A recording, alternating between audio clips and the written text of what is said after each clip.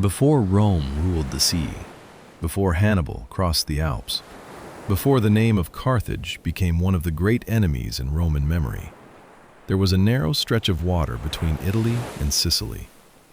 On a clear morning, standing at the southern tip of Italy, a person could look across the Strait of Messina and see the dark, mountainous outline of Sicily resting on the horizon. The distance was not great. In good weather, ships could cross it quickly. But that small channel joined together worlds that had spent centuries watching one another from across the water. To the north was Italy, where Rome had spent generations fighting its way outward from a city on the Tiber. By the middle of the 3rd century before Christ, Rome had become the strongest power on the Italian peninsula. Its armies had marched through forests, over hills, and along the old roads of central and southern Italy. One by one, rival peoples and Greek cities had made peace with Rome, joined Rome, or been defeated by Rome. But Rome was still, in many ways, a power of the land. Across the sea, on the coast of North Africa, stood Carthage. Carthage was older than Rome's growing empire, richer in trade, and much more familiar with the wide western Mediterranean.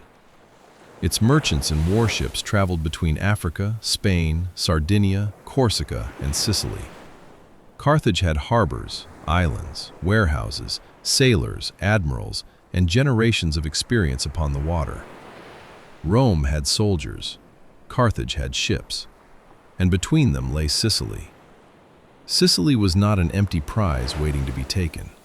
It was a place with its own long and crowded history. Greek cities stood along much of its coast. Inland communities lived among its hills and fields. Carthaginian influence reached into the western side of the island. Syracuse, the greatest Greek city in Sicily, guarded its own interests from the southeast. Small ports, walled towns, farms, temples, fishing villages, and markets were scattered between the mountains and the sea. For centuries, the island had been a meeting place. Greek settlers had arrived there. Phoenician traders had arrived there. Armies had arrived there. So had mercenaries, soldiers who fought for pay, sometimes loyally, and sometimes for whoever could offer them the best opportunity. It was one small group of these mercenaries that would set everything in motion. At first, the dispute was local. It concerned a city at the northeastern edge of Sicily, almost within sight of Italy. It concerned frightened men, rival rulers, uncertain promises, and the question of who should be allowed to place soldiers inside a city's walls. But local disputes have a way of becoming larger when powerful neighbors are close by. Rome did not begin by setting out to destroy Carthage. Carthage did not begin by imagining that Rome would someday become its greatest rival. Neither side could have known that the struggle ahead would last more than 2 decades, consume fleets by the hundreds, and turn Rome from a land power into one of the great naval forces of the ancient world. For now, there was only the sea, the strait, and the island between them. And on that island, the first great war between Rome and Carthage was about to begin. Sicily sits just beyond the southern tip of Italy, close enough that, on a bright day, the two shores seem almost to lean toward one another. It is a large island, triangular in shape, with 3 broad points reaching out into the Mediterranean. To the northeast is the narrow Strait of Messina, where Sicily comes closest to Italy. To the west are long coasts facing Sardinia, North Africa, and the open Western Sea. To the east and south are routes leading toward Greece, the Aegean, and the older Greek world beyond. In the ancient Mediterranean, this was not a remote place. It was one of the places where routes met. A ship traveling from Italy to Africa might pass Sicily. A ship leaving Greece for the western Mediterranean might stop at Sicily. Merchants, soldiers, sailors, farmers, migrants, pirates, ambassadors, and mercenaries all crossed its waters. Grain moved out from its fertile fields. Wine, oil, pottery, timber, metalwork, and cloth moved through its harbors. News moved with them, sometimes slowly, carried by rumor from one ship's crew to the next, and sometimes all at once, when a fleet appeared on the horizon. The island itself was not easy country. Much of Sicily was made up of ridges, hills, and rough interior ground. Its roads could be narrow and dusty. Its rivers were useful but not always easily navigated. Towns often stood on high places, protected by walls and steep approaches. An army could march through Sicily, but it could not always move quickly. A commander might capture a town in one valley and find that the next town, only a few miles away, was protected by another hill, another wall, and another set of local loyalties. And yet Sicily was also rich. Its plains could grow grain in abundance. Its slopes held vineyards and olive trees. Sheep and goats grazed in the countryside. Fishing boats worked along the coast. Its towns drew wealth from trade, farming, and the simple advantage of being placed along the sea lanes of the Mediterranean. For a distant power, Sicily could be tempting. It offered food, harbors, tax revenue, and a position from which to watch the waters around Italy and North Africa. For the people who already lived there, however, Sicily was not a prize. It was home. Long before Rome and Carthage began their great rivalry, the island had been inhabited by several local peoples. Over time, Greek settlers arrived from across the sea. They built cities along the eastern and southern coasts, carrying with them their language, customs, temples, and political arguments. On the western side of the island, Phoenician traders and settlers had established their own communities, linked by sea to North Africa and the wider Phoenician world. These groups did not simply vanish into one another. Sicily became a place of overlapping cultures. A person walking through one of its ports might hear Greek spoken near a market stall, another language spoken by inland farmers, and the speech of sailors who had arrived from Africa, Italy, or Spain. A town might worship Greek gods, trade with Carthaginian merchants, hire Italian soldiers, and negotiate with a neighboring community that had a completely different history.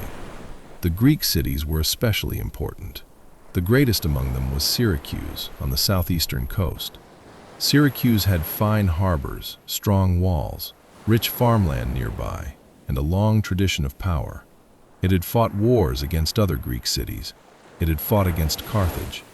It had known tyrants, assemblies, alliances, exiles, and sudden reversals of fortune. Like many ancient cities, Syracuse could be proud, divided, and dangerous all at once. Farther west stood Acragas, a wealthy city overlooking the southern coast. To the north lay Panormus, which would one day become Palermo. On the far western edge were Lilybaeum and Drepana, ports whose position would make them deeply important in the coming war. And at the northeastern corner, close to the Italian mainland, stood Messana. Messana was not the largest city in Sicily. It was not the richest, and it was not the most powerful.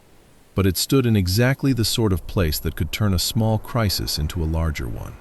Anyone who held Messana had a foothold beside the strait. From there, they could watch ships entering and leaving the waters between Italy and Sicily. They could send messages quickly to the mainland. They could threaten a crossing, protect a crossing, or simply make their presence felt. This mattered to Syracuse. It mattered to Carthage. And before long, it would matter very much to Rome. Carthage had long been involved in western Sicily. Its influence was strongest along the island's western coast, where its ports faced toward North Africa.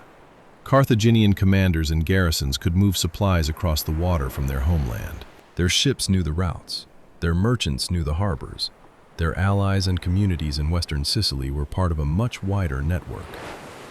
But even Carthage did not own all of Sicily. It controlled some cities directly, influenced others, and maintained alliances where it could. Syracuse remained powerful in the east. Other towns changed sides according to local interests.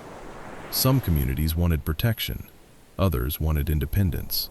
Some simply wanted whichever outside power asked the least of them. This was one of the reasons Sicily had known so much conflict. The island was too valuable to be ignored, too divided to be easily controlled, and too close to several powerful neighbors to be left alone for long. Armies came and went. Cities changed hands. Agreements were made, broken, renewed, and forgotten. A town that had welcomed an ally one year might be besieged by that ally a few years later.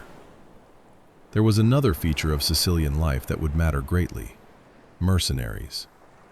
Ancient armies were not always made up only of citizens fighting for their own cities. Many rulers hired soldiers from elsewhere. Some came from Italy. Some came from Greece. Some came from North Africa, Spain, Gaul, or the islands. They brought their weapons, their experience, their commanders, and their own hopes of pay or plunder. Mercenaries could be useful. They could also be difficult to control. They might remain loyal while the money continued to arrive. They might become dangerous when it did not. They might fight bravely in a ruler's army, then settle in a foreign land and begin making decisions for themselves.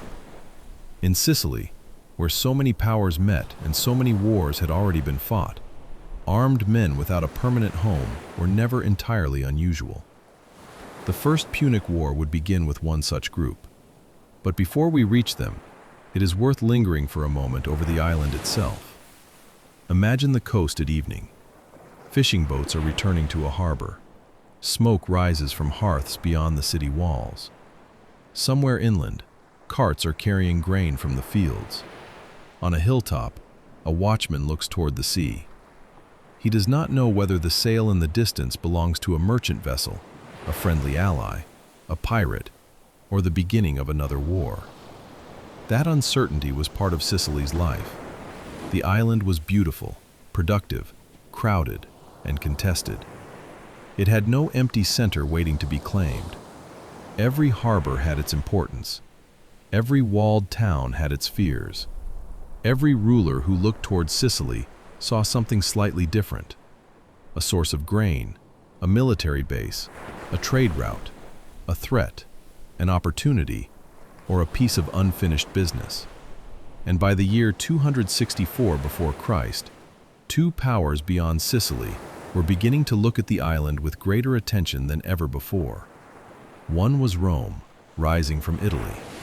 The other was Carthage, looking northward from Africa. To understand why their attention mattered so much, we need to turn away from Sicily for a moment and look at the two republics approaching the water from opposite sides of the Mediterranean. At the beginning of the First Punic War, Rome and Carthage were both republics. That word can be a little misleading to modern ears. Neither was a democracy in the modern sense, and neither gave every person within its territory an equal share of political power. Both were governed by a mixture of elected officials, assemblies, councils, wealthy families, traditions, rivalries, and practical compromises. But neither Rome nor Carthage was ruled by a king. Both were old cities with proud political traditions. Both believed that their way of organizing public life had helped make them strong. Both had ambitious citizens. Both had powerful families who competed for office and influence. Both could call upon allies, demand taxes, raise armies, and make decisions that affected people far beyond their city walls. And both were used to getting their way. Rome's story had begun in central Italy, on the banks of the Tiber River. For a long time, it had been one Latin city among many. Then, over generations, Rome had fought its neighbors, made alliances, recovered from defeats, and expanded steadily across the Italian peninsula. Its rise had not been smooth. Rome had fought against nearby Latin communities. It had fought the Samnites in the rugged mountains of central and southern Italy. It had fought Celtic raiders from the north. It had fought Greek cities in the south. It had even fought King Pyrrhus of Epirus, a brilliant commander from across the Adriatic who brought war elephants into Italy and won several costly victories against Roman armies. But Pyrrhus eventually left Italy. The Greek cities of the south made peace with Rome. One by one, Rome's rivals were defeated, absorbed, or turned into allies. By the early 3rd century before Christ, Rome controlled most of Italy south of the northern plains. This did not mean that every community had become Roman in the same way. Rome governed Italy through a complicated web of relationships. Some towns had Roman citizenship. Some had partial rights. Some remained formally allied to Rome, with their own local governments, but were expected to provide soldiers when Rome called. This system was one of Rome's great strengths. Rome could lose an army and raise another. It could suffer a difficult campaign and still find men, grain, animals, weapons, and money from across Italy. The burden was not carried by Rome alone. Latin towns, Italian allies, rural communities, and wealthy families all contributed to the larger Roman war effort. The system could be demanding. Rome's allies were not always happy with it. But in a crisis, it gave Rome remarkable endurance. Roman armies were built around the citizen soldier. A Roman farmer might spend part of his life working land and another part serving in the army. Wealthier citizens served in the cavalry. Most soldiers fought on foot. They marched with shields, javelins, armor, and supplies. They dug camps at the end of the day, built roads when necessary, guarded watchfires at night, and learned to fight in a disciplined formation. Rome did not always have the best generals. It did not always win the first battle, but it had a habit of returning after defeat. The highest political office in Rome was held by 2 consuls, elected each year. In peacetime, they oversaw public affairs. In wartime, they often commanded armies. A Roman consul might spend 1 year presiding over debates, hearing legal matters, and competing for prestige in the city, then depart with an army for Italy, Sicily, or some distant shore. Above and around them stood the Senate, a council dominated by experienced and influential Romans. The Senate advised, debated, managed long-term policy, received foreign ambassadors, and attempted to guide the Republic through its larger decisions. Roman politics could be loud, competitive, and personal. Families sought honor. Politicians wanted military success. Victorious commanders celebrated triumphs through the streets of Rome. But this competition also gave Roman leaders a reason to take public service, military command, and the reputation of the Republic very seriously. Across the sea, Carthage had grown in a different way. Carthage stood on the coast of North Africa, near modern Tunis, facing north toward Sicily. Its harbor looked out over the Mediterranean, and its wealth came from its place within a wide network of trade and settlement. The city had Phoenician roots. Its people traced their history back to settlers from the eastern Mediterranean, from the old Phoenician city of Tyre. Over the centuries, Carthage became far more than a distant colony. It developed into a powerful city in its own right, with its own government, armies, fleets, allies, and ambitions. Carthage had been trading across the western Mediterranean for generations. Its ships traveled to Sardinia, Corsica, Sicily, Spain, and the Balearic Islands. Its merchants dealt in metals, textiles, ceramics, agricultural goods, and all the other things that moved through ancient ports. Carthaginian influence extended along parts of the North African coast and into the western Mediterranean, where its sailors and traders knew the sea lanes well. But Carthage was not merely a city of merchants calmly counting cargo in distant warehouses. It was a military power. It had fought long wars in Sicily. It had defended its interests against Greek cities. It possessed fortified ports, experienced admirals, and fleets built for the realities of Mediterranean warfare. Its commanders understood the importance of favorable winds, protected harbors, supply routes, and naval maneuvering. For Carthage, the sea was not an obstacle at the edge of its world. It was the road that connected much of its world together. Carthaginian warships carried rowers, sailors, marines, officers, supplies, and sometimes horses or other cargo. A fleet could move an army from Africa to Sicily, reinforce a threatened port, raid an enemy coast, or cut off supplies. It could appear suddenly where a land army could not easily follow. This gave Carthage an advantage in the western Mediterranean. Rome had ships, of course. Italian coastal communities had ships. Greek cities in southern Italy had long experience with the sea. Rome could call upon allies and hire crews when it needed to. But Rome did not yet possess the great naval tradition of Carthage. Rome understood roads, camps, marches, sieges, and battles on land. Carthage understood all of those things too, but it also understood the movement of fleets. Its armies were organized differently from Rome's. Carthage drew upon soldiers from across its territories and allied communities. North African infantrymen, Numidian cavalry, Iberian warriors, Celtic fighters, Greek mercenaries, and others could serve beneath Carthaginian commanders. Carthaginian citizens themselves could fight when the city faced direct danger, but its armies often reflected the variety of the wider world it controlled or influenced. This could give Carthage flexibility. It could bring together different skills from different places. Excellent cavalry, skilled sailors, experienced mercenaries, and troops familiar with particular kinds of fighting. It could also make command more complicated. An army made up of many peoples needed steady pay, careful leadership, and clear reasons to remain loyal. The differences between Rome and Carthage were real. Rome was rooted in the Italian peninsula and in the military obligations of its citizens and allies. Carthage was rooted in North Africa and in a maritime network that stretched across the Western Sea. But it would be too simple to say that Rome belonged to the land while Carthage belonged to the water. Rome was already learning that the sea mattered. Carthage had fought many hard battles on land. Both states were capable of diplomacy, trade, siege warfare, alliance building, and long campaigns. Both were used to dealing with Greek cities. Both had interests in Sicily. Both had watched the balance of power around the island for years. And for a time, they had managed to live alongside one another. Rome and Carthage had made agreements in the past. They had been partners of convenience against common dangers. When Pyrrhus came west with his army and his elephants, Rome and Carthage had even found reasons to cooperate. There was no ancient prophecy that required them to become enemies. But cooperation between great powers is often easiest when they are far apart. Rome had become stronger in Italy. Carthage remained powerful in the sea and in western Sicily.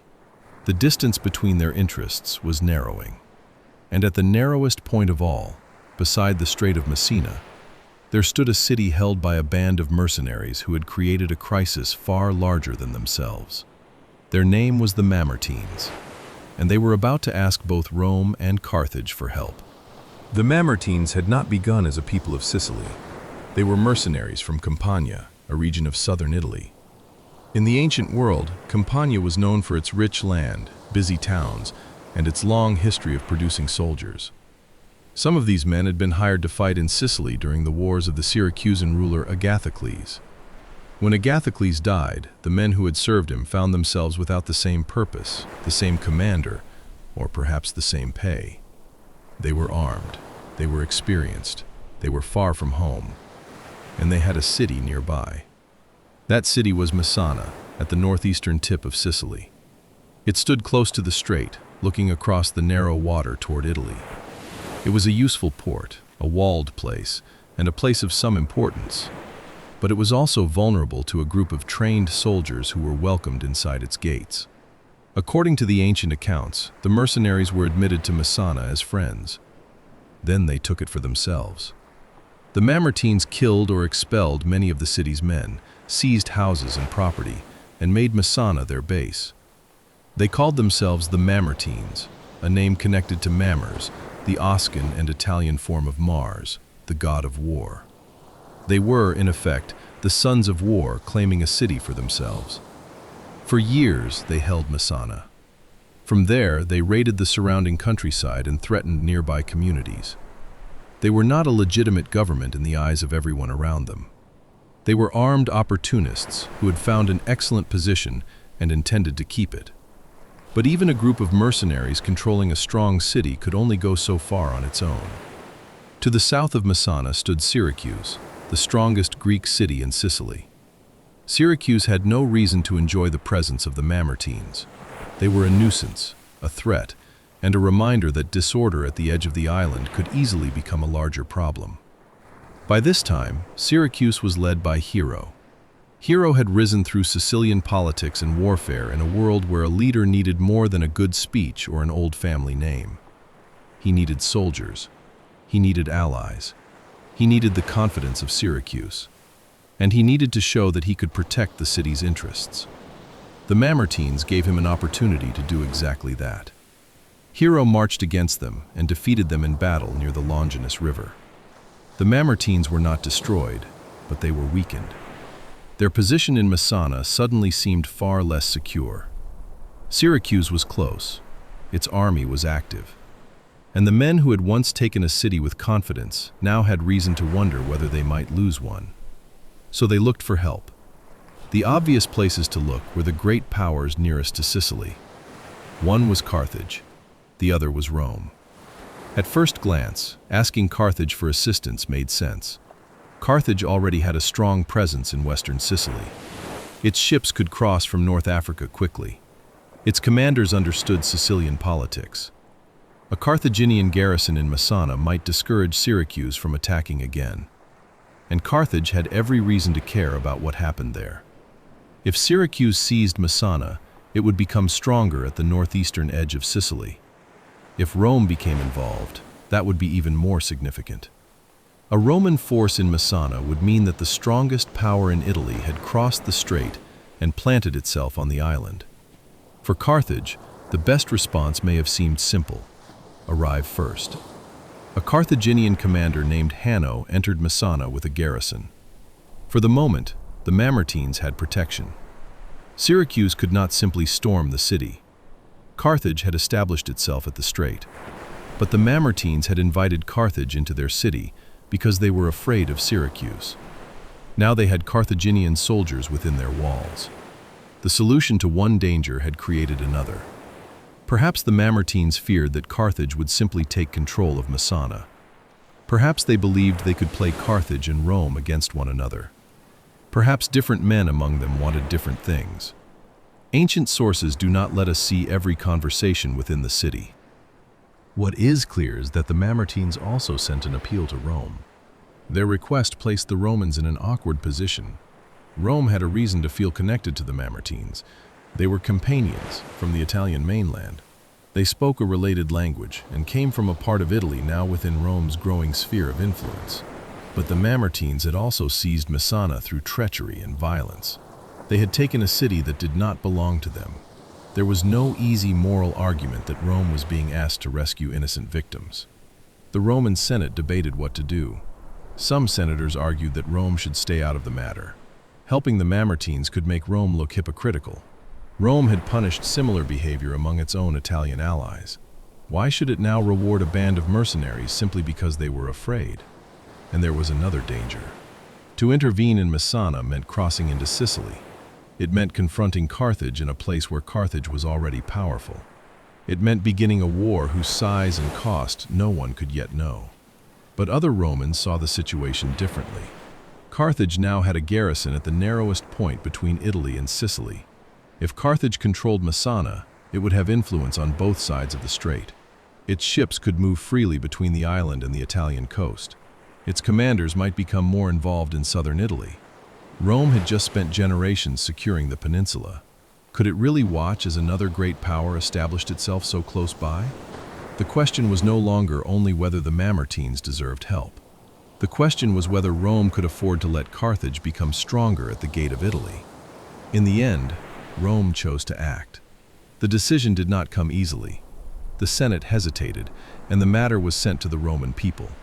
There, the possibility of gain, fear of Carthaginian influence, and the promise of a new opportunity appear to have carried the day.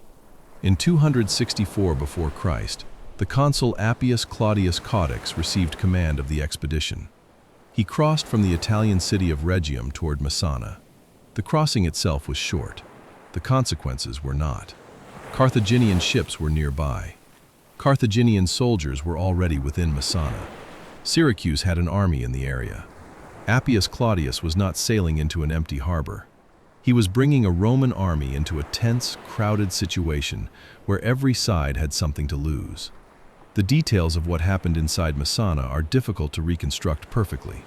Ancient historians give us the broad shape of events, but not every private arrangement or betrayal.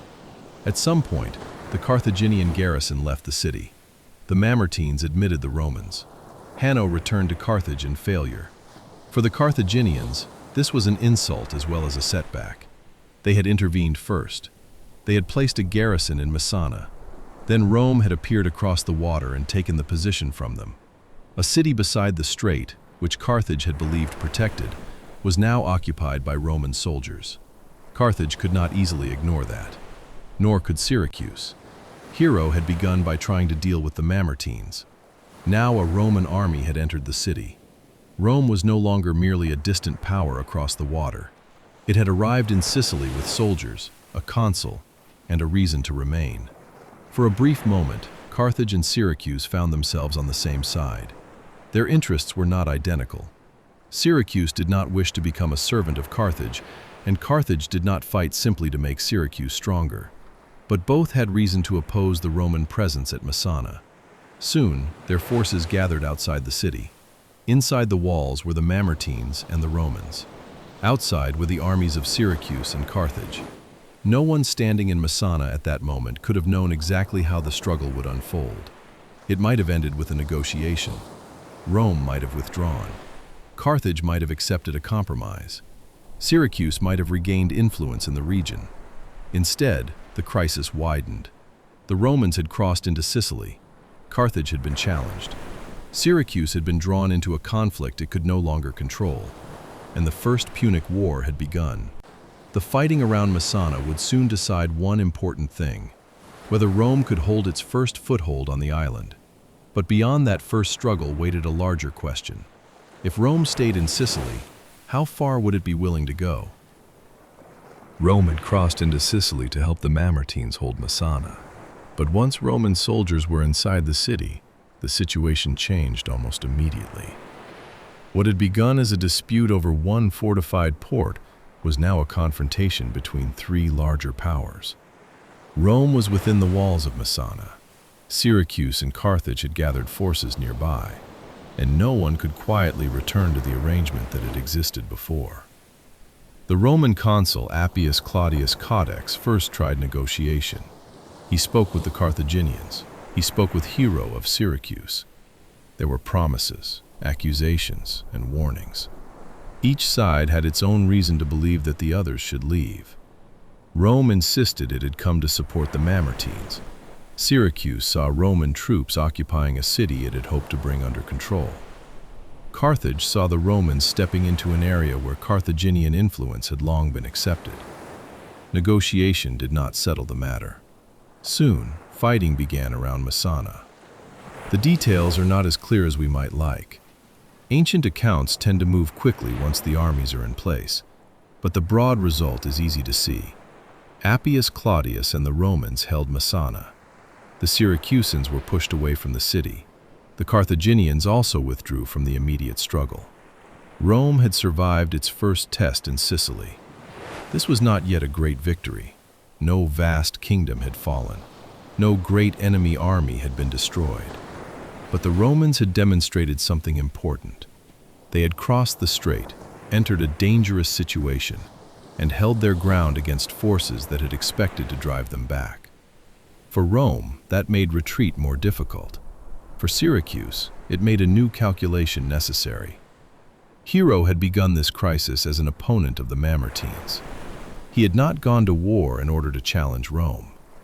Syracuse was an important power, but it was not large enough to ignore the changing balance around it. If Rome was determined to remain in Sicily, and if Carthage was also preparing for a longer conflict, then Hero had to decide which neighbor posed the greater danger. Carthage already had a powerful presence on the island. It had ports in the west, fleets at sea, and the ability to send armies from North Africa. A Syracusan alliance with Carthage might help in the short term, but it could also leave Syracuse overshadowed by a much larger partner. Rome, meanwhile, was new to Sicily. It needed supplies. It needed local knowledge. It needed someone on the island who could provide grain, money, horses, guides, and a secure place from which to operate. Hero and Rome found that their interests could meet. In 263 before Christ, Rome sent both of its consuls into Sicily with a large army. The arrival of such a force made the Roman commitment unmistakable. This was no longer a small expedition sent across the water to defend Messana. Rome was preparing to campaign across the island. The Roman armies moved through the eastern part of Sicily. Some towns resisted, others negotiated. Some communities may have been more willing to make terms with Rome simply because they did not wish to be caught between Roman armies and Carthaginian ambitions. As the Romans approached Syracuse, Hero chose peace. He became an ally of Rome. The agreement was valuable to both sides. Syracuse retained its independence and much of its territory. Hero remained in power. In return, he provided Rome with money and supplies. His city became a friendly base on the island rather than an enemy fortress that Rome would have to besiege. For the Romans, this was an excellent result. They had entered Sicily with the support of the Mamertines, men whose position was uncertain and whose reputation was poor.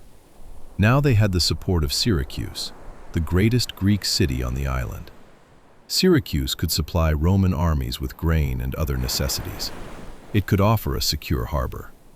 Its ruler knew the region, knew the local politics, and knew which towns might be persuaded to change sides. Hero's decision also simplified the shape of the war. Rome no longer had to fight both Syracuse and Carthage. The conflict was becoming more clearly a war between Rome and Carthage for influence in Sicily. Carthage still held important positions, especially in the western half of the island. Its power rested on strong coastal cities, fortified ports, and the sea routes that connected Sicily to North Africa. Roman armies could march against a town inland. They could surround walls and build siege works.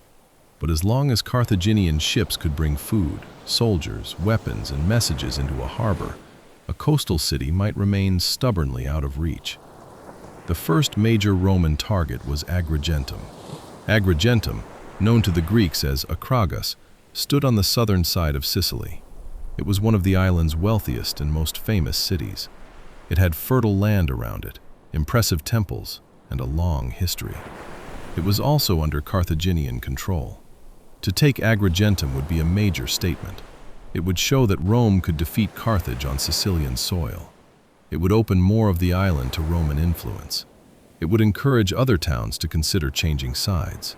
And it would deny Carthage an important base. In 262 before Christ, the Romans began their siege. A siege in the ancient world was not one dramatic assault after another. Much of it was waiting. An army had to make camp. It had to collect food and guard its supplies. It had to build trenches, walls, towers, and defensive positions. It had to watch the roads by day and keep fires burning at night. Soldiers had to remain alert through rain, heat, boredom, sickness, and long periods in which nothing seemed to happen. Inside Agrigentum, the Carthaginian garrison waited as well. Its commander was a man named Hannibal Gisco, not the famous Hannibal who would come much later, but another Carthaginian officer with the same familiar name. He had soldiers inside the city and hoped that Carthage would send help. The Romans surrounded Agrigentum and settled in for a long effort. At first, the siege favored neither side entirely. The Romans could not easily storm the walls. The defenders could not easily drive the Romans away. Supplies became important for everyone. A large Roman army required enormous amounts of grain. The city's defenders had to ration what they possessed and wait for relief. Eventually, Carthage responded. A second Carthaginian army arrived in Sicily under a commander named Hanno. Its purpose was to lift the siege, supply the city, and force the Romans to withdraw. Hanno's army camped nearby, close enough to threaten the Romans, but not so close that either side could easily force a battle on favorable terms. For a while, the two armies watched each other. The Roman soldiers were caught between the city they were besieging and the Carthaginian relief army outside. Their supplies grew tight. The Carthaginians faced their own difficulties. Agrigentum could not hold forever.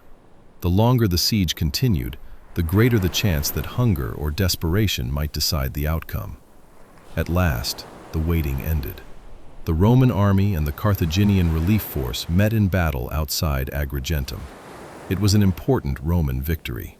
The fighting itself was difficult and confused, as ancient battles often were. Units became separated. Dust, noise, exhaustion, and uneven ground made command hard. But when it was over, Hanno's relief army had been defeated. Carthage could no longer break the siege. Agrigentum was left to its fate. Hannibal Gisco and part of the garrison escaped from the city under cover of darkness, slipping through the Roman lines with what forces they could gather. The city itself then fell into Roman hands. For the people of Agrigentum, the result was harsh. Ancient war did not usually spare a city that had resisted for so long.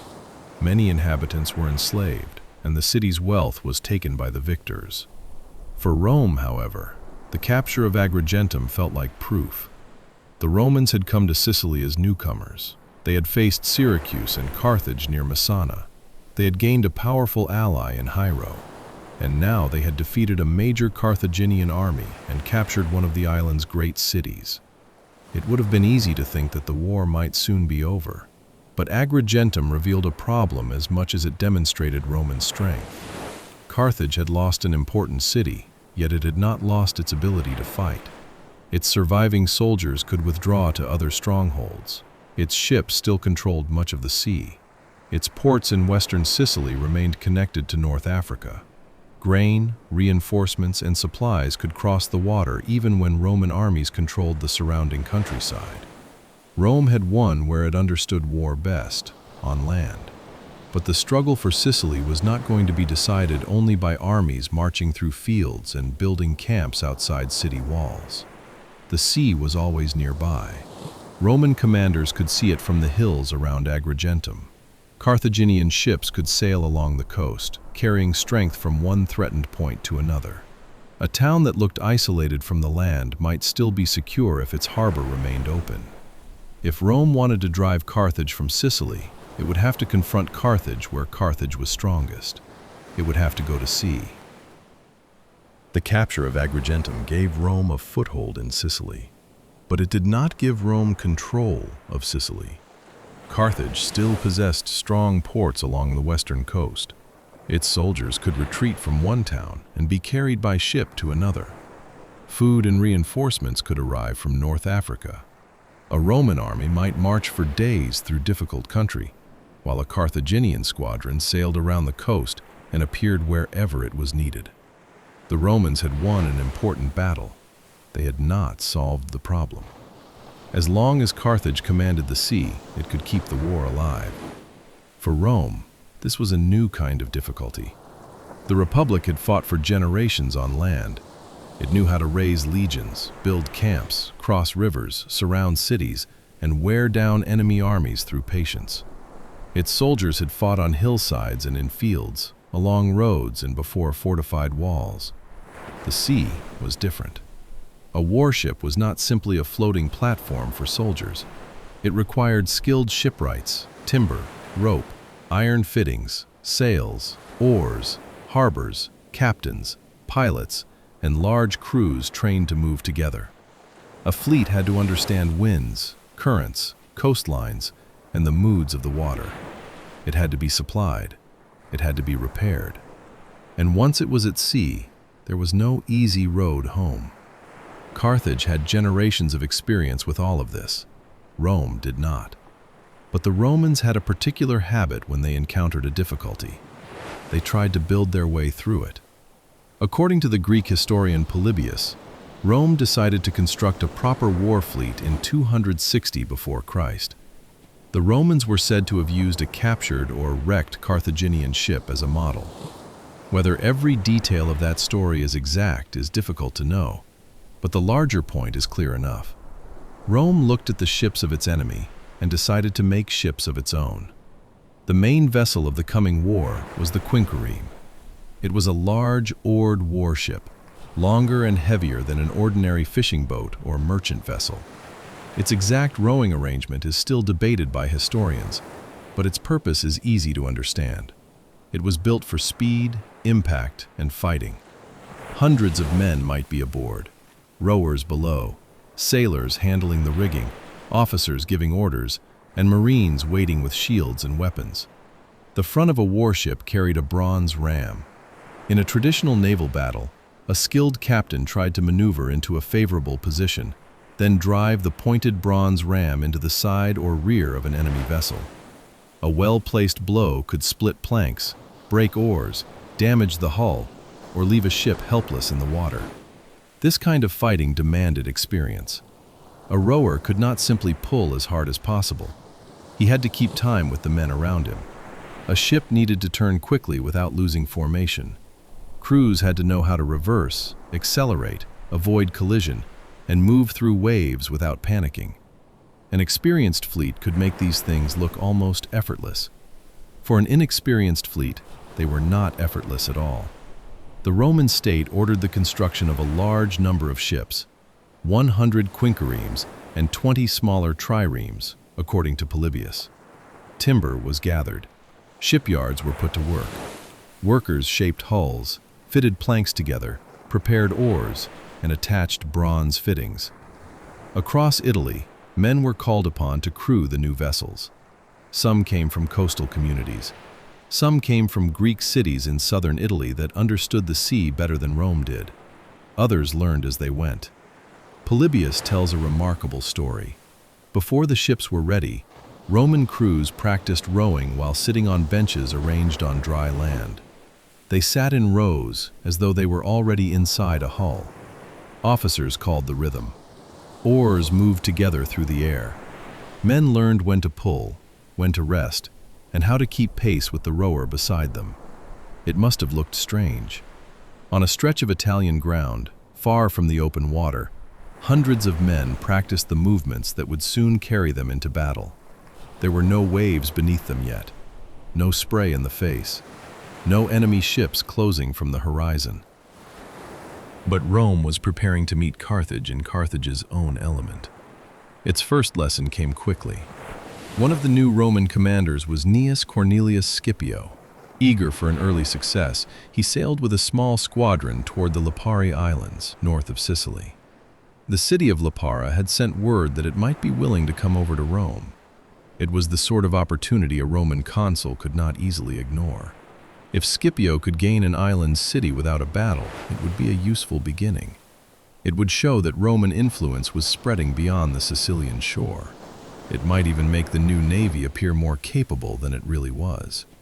So Scipio entered the harbor at Lipara, and there he was trapped. A Carthaginian force arrived before he could escape. The inexperienced Roman ships had little room to maneuver. Scipio's squadron was surrounded, and the consul was captured.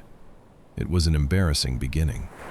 The Romans had built a fleet, but building ships was not the same as knowing how to use them. Carthage's sailors had exposed that difference almost at once. Still, Rome did not abandon the project. The main Roman fleet was now under the command of the other consul, Gaius Duilius. He understood that Rome could not expect to outmaneuver Carthage immediately. Carthaginian captains were too experienced, their ships too familiar with the work of ramming and turning. Rome needed a way to change the nature of the fight. The answer, according to Polybius, was an unusual device called the corvus, the raven. The corvus was a boarding bridge mounted on the front of a Roman ship. When an enemy vessel came close enough, the bridge could be dropped onto its deck. A heavy spike beneath it was meant to bite into the wood, holding the two ships together. Once the bridge was down, Roman soldiers could cross. Instead of a battle decided only by expert ship handling, the fight became something more familiar to Rome, a clash of armed men at close quarters. The Romans could not yet turn their ships as neatly as the Carthaginians. They could not always match them in speed. But if they could catch a ship and hold it in place, they could send infantry across the narrow bridge and fight as they had fought on land. It was a practical solution. It may not have been elegant, but it did not need to be. Rome was not trying to become Carthage overnight. It was trying to find a way to beat Carthage. Later, in 260 before Christ, the two fleets met near Mylae, on the northern coast of Sicily. The Carthaginians approached with confidence. They had every reason to do so. They were facing a new Roman fleet, crewed by men with limited experience. They likely expected to ram the heavier Roman ships, break their formation, and teach these new sailors a decisive lesson. At first, Carthaginian ships came close as they normally would in battle. Then the Roman boarding bridges fell. The first Carthaginian vessels to approach were caught. Their crews found Roman soldiers crossing onto their decks. A naval engagement had suddenly become a series of small infantry fights, ship by ship, with the water moving beneath everyone's feet. The surprise was enough to change the mood of the battle. Carthaginian captains began trying to keep their distance, but avoiding the corvus was not simple. Roman ships could present their bridges to an enemy vessel approaching from the front or the side. The Carthaginians remained more skillful sailors, but their usual advantage had been disrupted. After a hard and confused battle, Rome won. Several Carthaginian ships were captured or destroyed. The rest withdrew. For Rome, Mylae was more than a military success. It was proof that the Republic could learn. The Romans had gone from nearly no large fleet experience to defeating the greatest naval power in the Western Mediterranean. The victory was celebrated in Rome. Gaius Duilius was honored, and later Romans remembered him as the man who had brought one of the first great naval victories to the Republic. The bronze rams taken from enemy ships were displayed as trophies. For a people used to marking victory with captured shields, standards, and weapons from land battles, the curved bronze beaks of warships must have looked like symbols of a new kind of power. But Mylae did not mean that Rome now ruled the sea. The Carthaginian navy was still powerful. It had many ships, experienced crews, and access to the ports of Sicily and North Africa. Rome's new vessels were often heavier and less maneuverable. The boarding bridge that had helped at Mylae could not solve every problem. A sea battle depended on weather, training, leadership, luck, and the simple fact that water was never entirely under anyone's control. Still, something fundamental had changed. Carthage could no longer assume that Roman armies would remain safely on land. Rome had built a fleet. It had lost a consul. It had learned from the humiliation. And then, it had won. Now, the war began to spread beyond the roads and fields of Sicily. Raids would reach distant islands. Fleets would seek one another along unfamiliar coasts. And both Rome and Carthage would discover that the Mediterranean could carry armies great distances, but it could also swallow them without warning. After Mylae, Rome had a navy. That simple fact changed the shape of the war. Before, Carthage could move along the coasts of Sicily with a freedom Rome could not easily challenge. Now, Roman fleets began appearing in the same waters. They were still inexperienced by Carthaginian standards, but they were numerous, determined, and backed by the manpower of Italy. The war was no longer contained within a few Sicilian towns. It spread outward across the western Mediterranean. Roman ships sailed north toward Corsica and Sardinia, islands that mattered to Carthage because they sat along important sea routes and supplied valuable resources. Carthaginian forces responded where they could. Towns were raided, harbors were threatened, and small garrisons found themselves wondering which fleet would appear next. These campaigns rarely produced the sort of clean victory that later generations preferred to remember. A Roman force might take a coastal town, only to withdraw when supplies ran low. A Carthaginian commander might sail to relieve a threatened place, then discover that the enemy fleet had already moved elsewhere. A city might offer friendship to one side, then reconsider when the other side returned with more ships or a larger army. The Mediterranean was wide, and the resources of both powers were being stretched across it. Rome made progress in Corsica. It captured the town of Aleria and used the island as a place from which to watch nearby waters.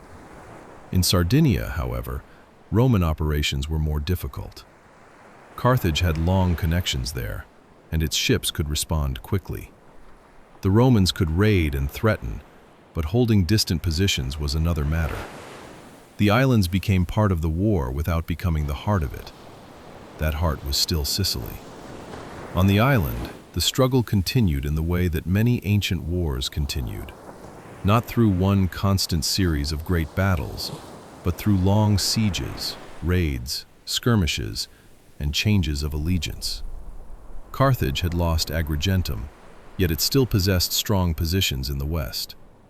Roman armies moved through the interior, taking towns when they could, and encouraging local communities to come over to their side. But the rough terrain of Sicily made complete control difficult.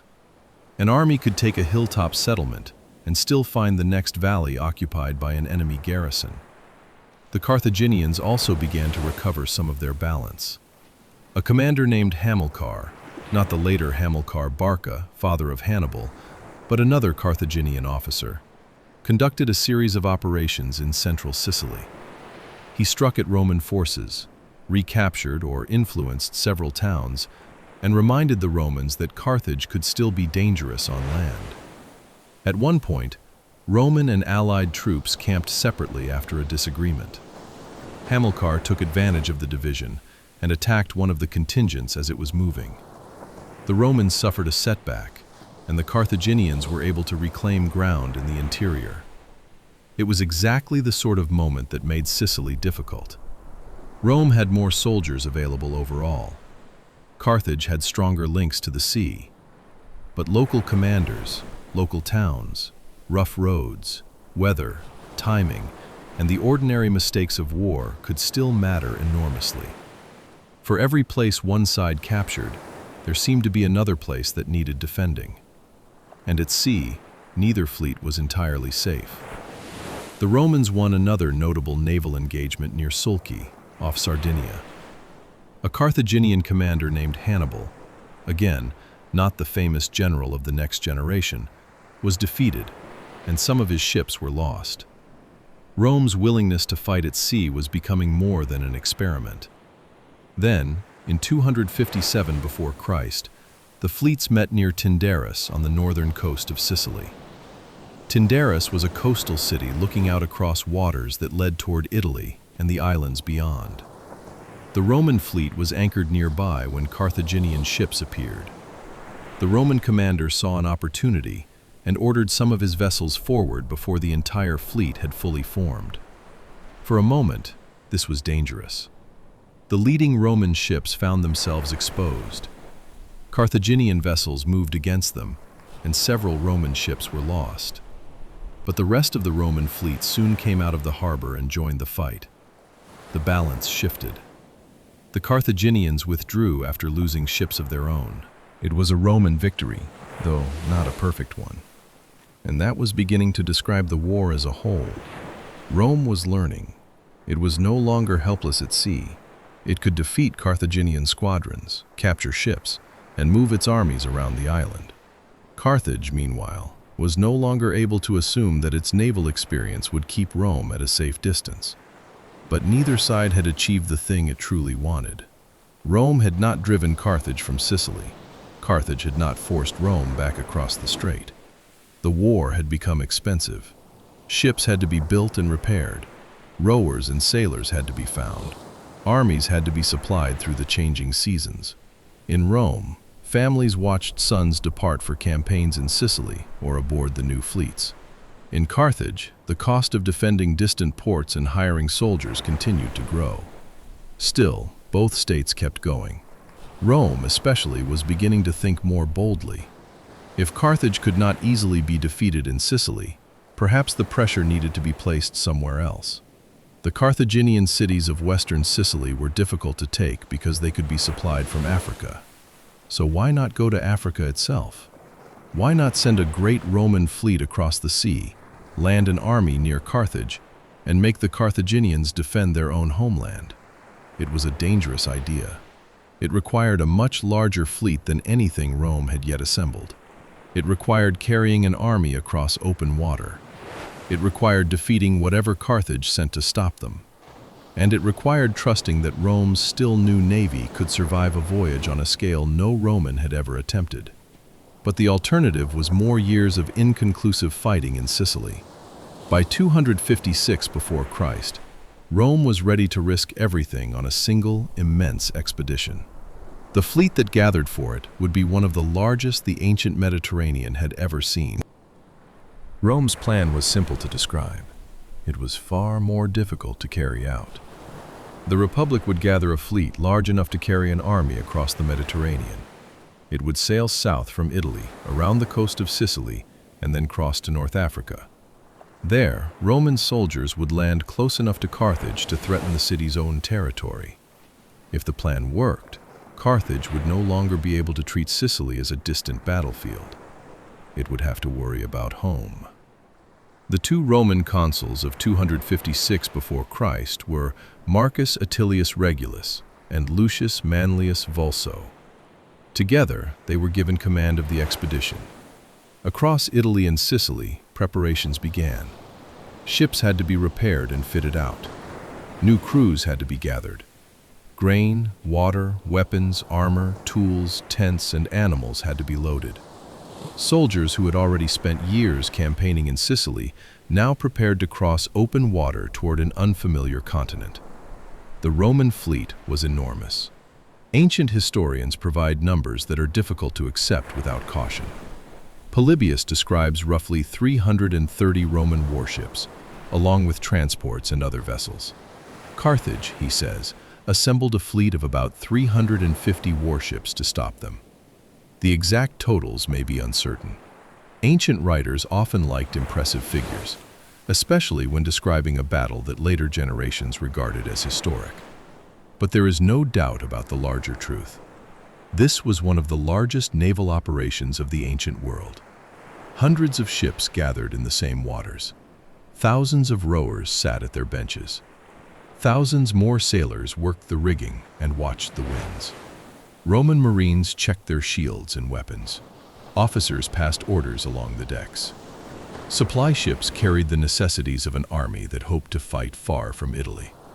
The sea around southern Sicily must have seemed crowded with timber, sails, oars, shouting men, and the steady sound of water against hulls. For Rome, it was an extraordinary moment.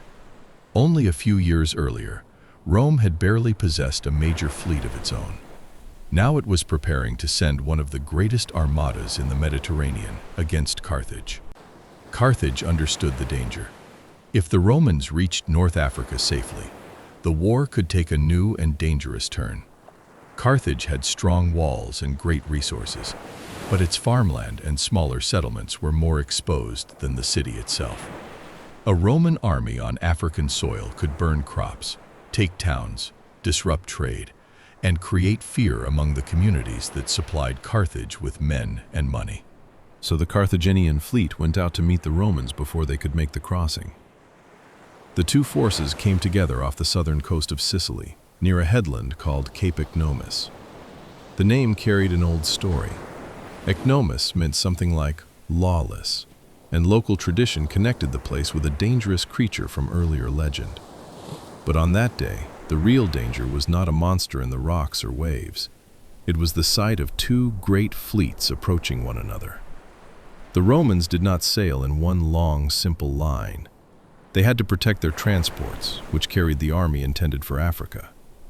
A transport was more vulnerable than a warship. It could not turn as quickly. It carried horses, supplies, and soldiers who were not all trained sailors. If the Carthaginians broke through and reached the transports, the entire expedition could be ruined before it ever reached Africa. So the Roman commanders arranged their fleet in a protective formation. The leading warships formed the front of a broad wedge. Behind them came the transports, drawn along in the center. More Roman warships guarded the rear. From above, the formation might have looked almost like a great triangle moving over the water, with the army sheltered inside it. It was not perfect, but it was practical. Rome had built its naval tactics around the things it understood best: discipline, formation, and the protection of its infantry. The Carthaginians, on the other hand, arranged their fleet in a longer line. Their ships were generally faster and more maneuverable. Their commanders hoped to use that advantage. Rather than charging straight into the Roman formation, they could pull it apart, draw some Roman ships away, and strike at the weaker parts behind them. As the fleets closed, the oars began to move faster. A warship under full effort was a remarkable thing. Rowers pulled in rhythm, each man relying on the pace of the others. Water foamed beside the hull. The bronze ram at the front cut through the waves. Commands were shouted, repeated, and carried down the length of the ship. Then the battle began. At the center of the Carthaginian line, some ships turned away, seeming to retreat. The leading Roman divisions moved after them. It may have appeared that the Carthaginian center was giving ground. But as the Romans pressed forward, the shape of the battle changed. The pursuing Roman ships were drawn farther from the transports behind them. Carthaginian wings moved in against other parts of the Roman formation. One group attacked the Roman rear guard. Another tried to reach the vulnerable transport line. The battle became several battles at once. Far ahead, the Roman leading divisions fought the Carthaginian center. Closer to the transports, Roman ships struggled to keep the protective formation from breaking apart. At the rear, Roman vessels faced attacks from Carthaginian ships trying to overwhelm them before the rest of the fleet could return. This is one of the reasons ancient naval battles could be so confusing. They were not always a single clean collision between two lines. Ships turned away, came back, lost oars, struck other vessels, and found themselves separated from their own formations. A captain might see smoke, sailcloth, spray, and the high sides of enemy ships all around him without knowing how the battle was going elsewhere. For the Roman army waiting in the transports, the uncertainty must have been especially strange. They could hear the clash of fighting around them. They could see ships moving in every direction. Yet many of them could do little but wait, hold their positions, and hope that the warships around them kept the Carthaginians away. The Roman formation bent under pressure, but it did not collapse. The rear guard resisted long enough for help to arrive. Roman ships that had chased the Carthaginian center eventually turned back toward the main fighting. The Carthaginians had succeeded in stretching the Roman fleet, but they had not destroyed it. And when Roman warships came close enough, the old Roman advantage appeared again. The boarding bridges came down. The Corvus had already shown its value at Mylae. At Cape Ecnomus, amid a battle of far greater scale, Roman marines used it again. A Carthaginian ship might be quicker and more agile, but if it came too close, it risked being caught. Once the bridge struck its deck, the battle became a struggle between soldiers, rather than merely a contest of ship handling. The Carthaginians fought hard. Their fleet was not inexperienced, and their plan had put the Romans under real pressure. But Rome's numbers, formation, and stubbornness carried the day. The Carthaginian fleet began to withdraw. According to Polybius, dozens of Carthaginian ships were lost or captured, while Roman losses were smaller. Whatever the precise totals, the result was clear enough. Rome had won control of the immediate waters. The route to Africa was open. For Carthage, the defeat was serious. Its fleet had failed in its main purpose, preventing the Roman expedition from crossing the sea. The war was about to reach the North African coast, close to the Carthaginian homeland. A conflict that had begun beside the Strait of Messana, over a city taken by mercenaries, had now grown into something much larger. The Roman fleet continued south. It crossed the water and reached the coast near Aspis, also called Clupea, on the Cape Bon Peninsula. The Romans landed, established a position, and captured the town. For the first time, a Roman army stood on African soil. Behind them lay Italy and Sicily. Ahead of them lay the territory of Carthage. The Roman soldiers had seen the outcome they wanted at Cape Ecnomus, the Carthaginian fleet retreating toward its own shores. But winning the crossing was only the beginning. A fleet could carry Rome into Africa. It could not guarantee that Rome would survive there. The Roman army landed in North Africa, with the sea behind it and Carthaginian territory ahead. At first, the expedition seemed to be going very well. The Romans had captured Aspis, a fortified town on the Cape Bon Peninsula. From there, they moved into the surrounding countryside. Farms, villages, and smaller settlements lay within reach of the army. Carthage had always been powerful, but much of its strength depended on the fertile land and allied communities around the city. A Roman army in Africa was a shock. For years, Carthage had sent ships and soldiers to Sicily. It had treated the island as the main theater of war. Now, Roman soldiers were gathering food from Carthaginian territory, taking prisoners, and moving through a landscape that many Romans had probably never expected to see. The initial Roman success created an important decision. Both consuls had led the expedition, but the Roman political year did not pause simply because an army was overseas. Lucius Manlius Vulso eventually returned to Italy with part of the fleet and some of the army. Marcus Attilius Regulus remained in Africa with the troops left behind. Regulus was now in command of Rome's first major overseas invasion force. It was a position full of promise. It was also a position full of danger. A Roman army could win battles in Africa, but it was far from home. It depended on the fleet to keep supplies and communication moving.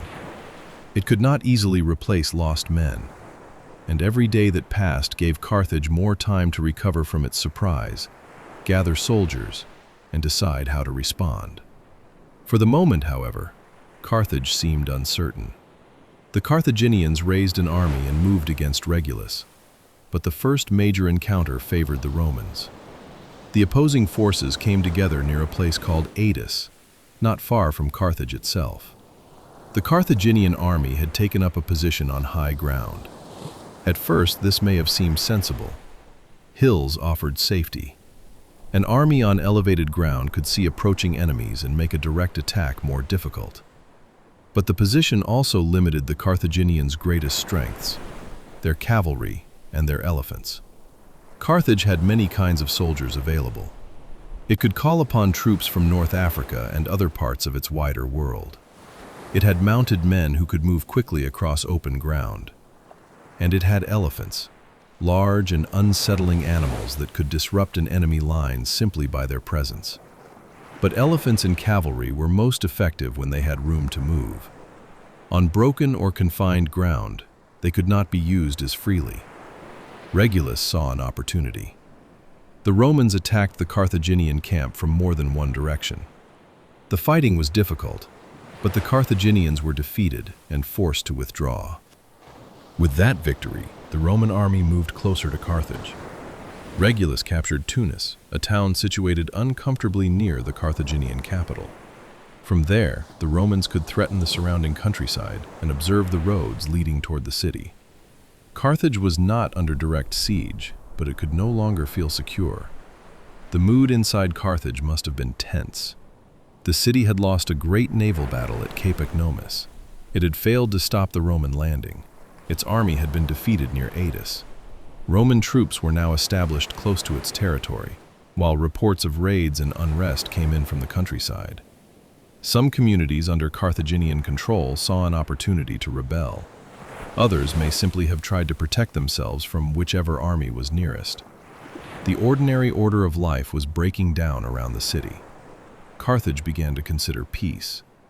This was perhaps the moment when Rome came closest to ending the war quickly. But peace depends on what each side is willing to accept. According to Polybius, Carthage sent envoys to Regulus to discuss terms. Regulus, confident after his victories, offered conditions that were severe. Carthage would have to abandon Sicily and Sardinia, surrender much of its naval power, pay money to Rome, and accept a position far below the one it had held before the war. The exact details of these demands have been debated by later historians. Ancient writers sometimes enjoyed stories in which a victorious commander becomes too confident just before fortune turns against him. Still, the general shape of the moment is believable. Rome had won a great deal. Regulus believed Carthage was weak, and Carthage, rather than accept a humiliating peace, chose to continue the war. It was a difficult choice, but not an irrational one. Carthage still had wealth. It still had ships. It still had a large population and a network of allies. Most importantly, it still had the chance to learn from its mistakes. At this point, a new figure entered the story. His name was Xanthippus. Xanthippus was a Spartan mercenary, a Greek soldier who had come to Carthage in search of employment. Sparta's greatest days were already far in the past, but its reputation for military discipline remained powerful. A man who claimed Spartan experience could expect to be listened to, especially when Carthage was looking for someone who understood how to defeat a Roman army. Xanthippus examined the situation. The Romans had been successful partly because Carthage had not used its own army well. At Adis, the Carthaginians had fought in terrain that restricted their cavalry and elephants. They had allowed the battle to happen in a way that suited Roman infantry. Xanthippus argued that this had to change. Carthage should fight on open ground. There, its cavalry could move around the Roman flanks. There, its elephants could advance in front of the infantry. There, the Romans would not be able to rely on hills, broken country, or the close formations that had helped them before. The Carthaginians listened. Xanthippus was given a role in organizing and training the army. He drilled the troops. He arranged the cavalry. He placed the elephants where they could be used most effectively. The army that left Carthage to meet Regulus was not simply the same force that had lost at Adus. It had been reorganized around its strengths. In 255 before Christ, the two armies met near the Bagradas River, in open country not far from Carthage. The scene was very different from the heights near Adus. The ground was wide and level. There was room for cavalry to ride. There was room for elephants to advance. And there was little cover for the Roman soldiers to use. Regulus had an army of disciplined infantry, but his cavalry was greatly outnumbered. The Carthaginian horsemen moved against the Roman flanks. The elephants advanced toward the center. Behind them came the Carthaginian infantry. For Roman soldiers, the sight and sound of elephants could be frightening. These were not animals they encountered in ordinary Italian warfare. They were huge, unfamiliar, and surrounded by handlers, guards, noise, and dust. Even if an elephant did not break a line by force, it could disrupt formation and make it difficult for commanders to keep their men together. The Roman infantry fought hard. They had faced worse odds before. They tried to withstand the elephants and press forward where they could. On one part of the field, Roman soldiers even pushed back some of the Carthaginian infantry. But the larger battle was going against them. Carthaginian cavalry was able to move around the Roman army. The Roman flanks were exposed.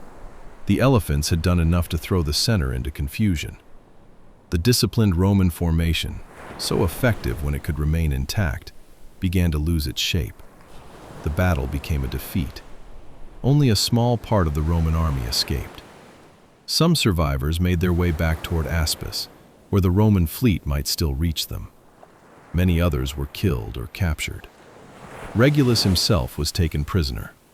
His fate later became the subject of many Roman stories, some more reliable than others. But at the moment of his capture, the simple fact was enough. The Roman commander who had seemed so close to forcing Carthage into peace was now in Carthaginian hands. The African campaign had turned completely around.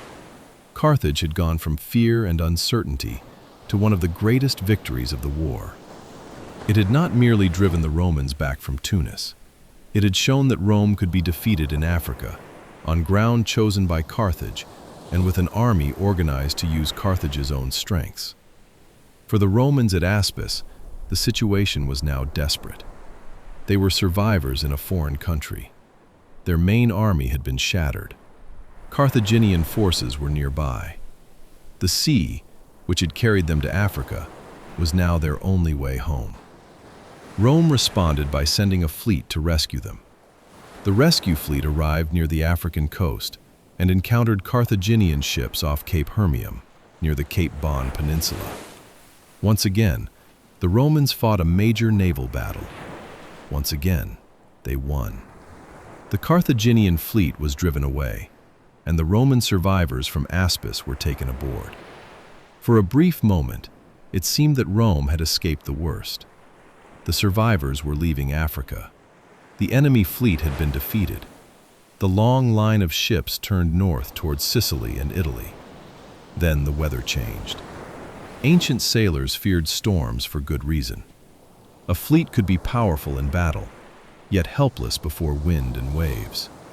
It took only one bad decision, one exposed coastline, or one sudden shift in weather to turn hundreds of ships into wreckage. Off the southern coast of Italy, the Roman fleet encountered a terrible storm. Ships were driven against the shore. Hulls broke apart. Oars snapped. Men were thrown into the water or left stranded along the coast. The scale of the disaster was enormous. Ancient sources claim that hundreds of Roman ships were lost, along with a vast number of men. The exact number can never be known. But the disaster was clearly one of the greatest naval losses of the ancient world.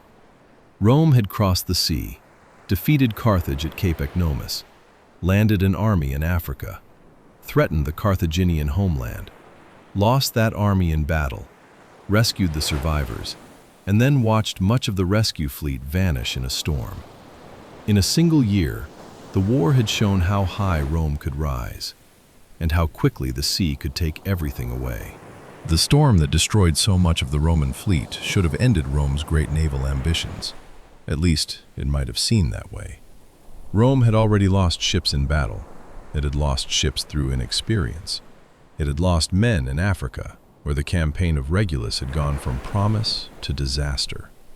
And now, after escaping the Carthaginians, the survivors had been struck by the sea itself. A republic less committed to the war might have looked at the wreckage and decided that Sicily was not worth the cost. Rome did not. The Romans returned to the work of rebuilding. This was one of the most important features of the First Punic War. Rome did not simply possess endless resources, and its losses hurt deeply. Ships cost timber, metal, labor, and money. Crews had to be recruited, trained, and fed. The men lost in storms and battles came from Roman families and Italian allied communities. They could not be replaced without consequence. But Rome had a system that allowed it to keep drawing upon Italy. New ships were ordered. Shipyards became active again. More sailors and rowers were gathered. The Republic had learned enough from its earlier efforts to build fleets more quickly than it could have at the beginning of the war. Soon after its catastrophe, Rome had another major fleet. It was an extraordinary recovery. Carthage, meanwhile, had not remained still. The defeat of Regulus had lifted the immediate danger from Africa, and Carthaginian commanders could once more focus their attention on Sicily. In 255 before Christ, a Carthaginian army moved against Agrigentum, the city Rome had captured years earlier. The Carthaginians succeeded in taking it back, but they did not intend to hold it. The city had suffered repeatedly during the war, and its position was difficult to defend in the long term. So the Carthaginians stripped what they could, damaged its defenses, and abandoned it. Agrigentum had been one of Sicily's greatest cities. By now, it was also a reminder of what prolonged war did to places caught between great powers. A city could change hands more than once. Its walls could be built, broken, and rebuilt. Its people might not know whether the next army arriving outside the gates came as a protector, a conqueror, or simply another hungry force in need of supplies. Rome answered Carthage's return to Sicily with a new offensive. The target was Panormus. Panormus stood on the northern coast of Sicily, in the place now known as Palermo. It had a good harbor and a strong position. More importantly, it was one of the major Carthaginian bases on the island. If Rome could take Panormus, it would control an important part of northern Sicily and push Carthage farther toward the western end of the island. The Roman attack combined land and sea power. Warships blockaded the harbor. Roman soldiers came ashore and surrounded the city. Siege engines were brought forward. Walls were tested. The defenders held out in the outer parts of Panormus, but eventually the Romans forced their way in. The fighting inside the city was hard, and the result was severe. The outer town fell first. The inner town then surrendered. Some inhabitants could pay for their freedom. Others were sold into slavery, as was common after the capture of a city in ancient warfare. Rome now held Panormus. The capture changed the political mood across western Sicily. Smaller towns and communities nearby began to make terms with Rome. Some did so because they expected Rome to win. Some did so because they were tired of war. Some may simply have looked at the position of Panormus and concluded that it was safer to reach an agreement than to wait for a siege. By this point, Rome controlled much of the island. Carthage still held its most important Sicilian strongholds in the far west, Lilybaeum and Drepana, along with a few other positions that could be supported from the sea. But the broad center of Sicily, much of the east, and now much of the north, had moved into the Roman orbit. It was not a final victory, but the pressure on Carthage was growing. Then the sea intervened again.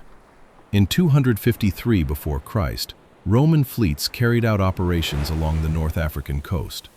The expedition did not achieve the great result Rome had once hoped for from the invasion of Regulus. It was more limited, a show of force, raids, and an attempt to remind Carthage that Rome could still reach Africa. But on the return journey, Another storm struck. More Roman ships were lost. It was not as ruinous as the great disaster after the African evacuation, but it confirmed a painful lesson. Rome had learned how to build fleets and how to fight at sea. It had not yet learned how to treat the Mediterranean with the caution of a people who had lived beside it for generations. The Romans could beat Carthage in a battle. They could not command the weather. Even so, the war went on. By 250 before Christ, Carthage decided to make a serious attempt to recover Panormus. A Carthaginian commander named Hasdrubal brought an army toward the city, along with a large number of elephants. The elephants were meant to be an advantage. Rome had seen their effect in Africa. At the Bagratis River, elephants had helped shatter the army of Regulus. They could frighten horses, disrupt infantry formations, and give an army a sense of unstoppable weight as they moved forward. But elephants were not invincible. The Roman commander inside Panormus was Lucius Caecilius Metellus. He did not rush out to meet the Carthaginians in open country. Instead, he kept his main force close to the city's walls, where the terrain and defenses could help him. Roman light troops were sent forward to harass the approaching elephants with javelins and missiles. They had a supply of weapons nearby and could retreat when necessary. The Carthaginian elephants came closer to the city, but in doing so, they entered a space where they could not move as freely as they had in Africa. The animals were struck by missiles. Their handlers struggled to keep control. Noise, confusion, and fear spread among them. Then the elephants turned back into the Carthaginian lines.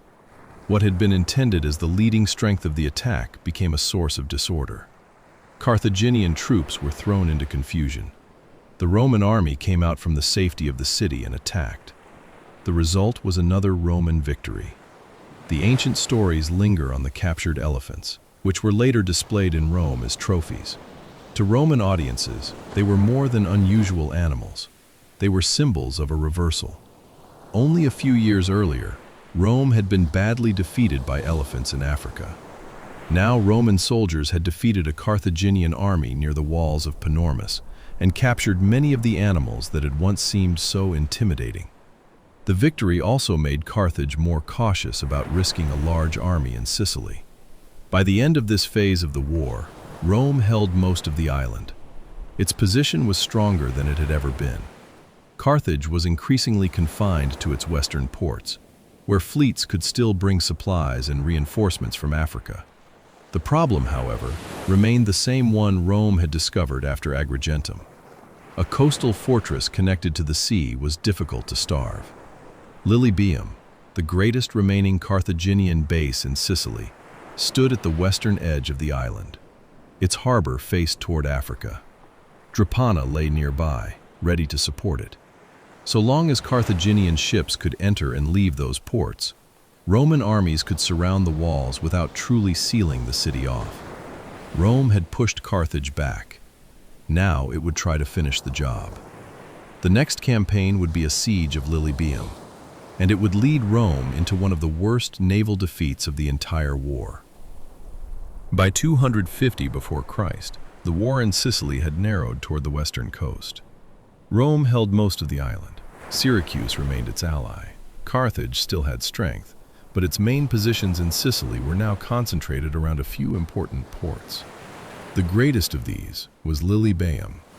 Lilybaeum stood at the far western tip of Sicily, facing the sea route to North Africa. Across the water lay Carthage itself. A ship leaving Lilybaeum with a favorable wind could make for the African coast. A ship coming from Carthage could bring food, soldiers, weapons, money, or messages to the city. For Rome, Lilybaeum was the final great obstacle. If it could be taken, Carthage would lose its most valuable base in Sicily. The Romans would be able to claim that their long campaign across the island had reached its conclusion. Drepana, a smaller but still important harbor to the north, would remain. But Lilybaeum was the place that truly mattered. Carthage understood this as well as Rome did. The city had strong walls. It had a deep connection to the sea. It had a determined garrison. And it had commanders who knew that the defense of Lilybaeum was not merely about one town. It was about whether Carthage could remain in Sicily at all. The Romans came with a large army and a fleet. They built camps on the landward side of the city. They dug trenches. They raised walls and towers. Siege engines were brought forward and used against the defenses. Ships watched the harbor and tried to prevent supplies from entering. It was one of the largest Roman operations of the war. But Lilybaeum did not fall quickly. Its commander, named Himilco, prepared the city for a long siege. The defenders repaired damage, guarded the walls, and waited for relief from Carthage. The Roman siege works made life difficult, but the city's connection to the sea remained its greatest advantage. Carthage assembled a group of ships to bring reinforcements. When a favorable wind arrived, the Carthaginian vessels raced toward Lilybaeum. The Roman blockade could not stop them in time. They entered the harbor carrying supplies and soldiers for the garrison. For the people inside the city, the arrival must have been a great relief. For the Romans outside, it was deeply frustrating. A siege was supposed to close a place off. It was supposed to make time work against the defenders. But every successful Carthaginian run into the harbor reminded Rome that the siege was incomplete. Lilybaeum could be surrounded on land. It could not yet be sealed from the sea. The blockade runners became part of the story of the siege. Ancient writers tell of one especially daring sailor, a man known as Hannibal the Rhodian. He reportedly sailed a fast ship in and out of Lilybaeum's harbor, slipping through the Roman blockade with messages for the Carthaginian commanders. The Romans could see him, they could chase him, but they could not catch him. For a time, Hannibal the Rhodian seemed to treat the Roman fleet almost as an audience. He knew the waters, he knew the entrances to the harbor, he understood the winds and the currents. His ship was light and quick, and he had experienced sailors at the oars. Eventually, the Romans captured a similar vessel and began to understand more of how these fast runners moved. But the larger problem did not disappear. Carthage had better trained crews, better local knowledge, and the advantage of a harbor still open to the sea. The Roman commanders tried to close the entrance. They attempted to create barriers from timber and other materials, hoping to block the channel and make it impossible for Carthaginian ships to pass. But the sea resisted these efforts. Waves, currents, weather, and the depth of the harbor all made the work difficult. A barrier that looked useful in calm conditions could be broken apart or shifted by a storm. The siege dragged on. At times, the Romans made progress against the walls. At times, the defenders made repairs or launched attacks against the siege works. Fires were started. Towers were damaged. Men worked through the night in both camps. The great Roman army remained outside Lilybaeum. The great Carthaginian garrison remained inside, and neither side could force the ending it wanted. Nearby, at Drepana, the Carthaginian fleet waited. Drepana lay north of Lilybaeum on the western coast. It had an excellent harbor and a naval commander named Adherbal. As long as the Carthaginian ships at Drepana remained active, the Romans could not focus only on the siege. A fleet nearby could threaten their supply lines, assist the blockade runners, or attack when the Romans were distracted. In 249 before Christ, the Roman consul Publius Claudius Pulcher decided to act. He planned a surprise attack on Drepana. The idea had a certain logic. If the Romans could destroy the Carthaginian fleet in the harbor, they might finally seal Lilybaeum off from the sea. The siege would become much more dangerous for the defenders. Rome could take the last stronghold by denying it food and reinforcements. But surprise attacks at sea were difficult. The Roman fleet left at night. Darkness made it hard for ships to stay together. Oars could not always be seen. Signals could be missed. Some vessels moved ahead, others fell behind, and the Roman formation gradually lost its order. By dawn, the fleet was approaching Drepana in a scattered condition. Adherbal realized what was happening. Rather than wait to be trapped inside the harbor, he ordered the Carthaginian fleet out to sea. His ships slipped past the disordered Romans and moved into open water, where their greater experience in maneuvering could be used. The Romans now faced a difficult choice. They had hoped to surprise the Carthaginians in a confined harbor. Instead, they found themselves forced into battle along the coast. with their ships poorly arranged and little room to retreat. The Battle of Drepana began. The Carthaginians had space to move. Their ships turned, accelerated, and struck where they could. The Romans, pressed against the shore, struggled to form an effective line. Their heavy vessels could not easily escape. The corvus was less useful when Carthaginian ships could choose their distance and avoid coming close. One by one, Roman ships were surrounded, damaged, captured, or forced out of position. It was Carthage's greatest naval victory of the war. The Roman fleet was shattered. Many ships were lost, and thousands of men were killed or captured. Publius Claudius himself escaped with only a small part of the force. Later Roman tradition attached a famous story to the defeat. Before the battle, it was said, the sacred chickens carried aboard the Roman fleet refused to eat. In Roman custom, that could be taken as an unfavorable omen. The consul, frustrated by their behavior, supposedly ordered that since the chickens would not eat, they should drink, and had them thrown into the sea. It is a memorable story. It is also worth treating carefully. It comes from later Roman writers, not from the closest surviving account of the war. It may have been repeated because it offered a neat moral lesson about arrogance and bad leadership. Whether the chickens truly flew or fell into the water, the defeat at Drepana was real enough. Rome had attempted an ambitious strike and failed badly, and the disaster was not over. Another Roman commander, Lucius Junius Pullus, was operating with a separate force carrying supplies and support for the siege. The Carthaginians moved against him as well. His fleet was pursued along the Sicilian coast, and then bad weather made the situation worse. Once again, the sea delivered a blow that battle alone had not achieved. Much of the Roman force was lost in a storm. After Drepana and the loss of the supply fleet, Rome had been almost swept from the waters around Sicily. The Republic still had soldiers on the island. It still held much of the countryside. It still maintained the siege of Lilybaeum. But it no longer had a great fleet capable of challenging Carthage. For the next several years, Rome would not risk another major naval effort. Carthage, however, was tired too. The war had gone on for 15 years. Both states had spent enormous sums.